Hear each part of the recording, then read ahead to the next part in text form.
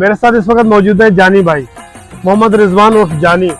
ये वो शख्स हैं जो पूरी दुनिया में मशहूर है, इनका काम मशहूर है। अब जानी भाई से हम बात करेंगे कि ये कितने अरसे से यहाँ काम कर रहे हैं, सराहा जाता है, पूरे इनके काम को देखा जाता है। अच्छी की मुख्तलिफ सड़कों पर भी आपने जो है ना बहुत अच्छी पेंटिंग की है।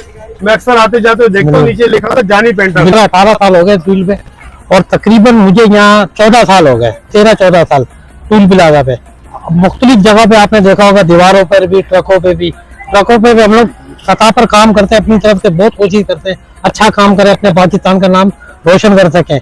आप देख सकते हैं बर्ड वगैरह, तितलियां, हर चीज बनाते हैं। गाड़ियां बनाई हैं, कोई तादाद तो नहीं है, लेकिन ये कि खैर, कराची, हैदराबाद, पाकिस्तान के मुख्तलिफ शहरों में हम लोग ये काम कर चुके हैं। टैलेंट है जिनके पास, अगर इनको थोड़ी सी पजीराई दे, आलमी सतह पर भी जो है ना इस अपने हुनर को जो है ना लेके जा सकते हैं और पाकिस्तान का नाम रोशन कर सकते हैं।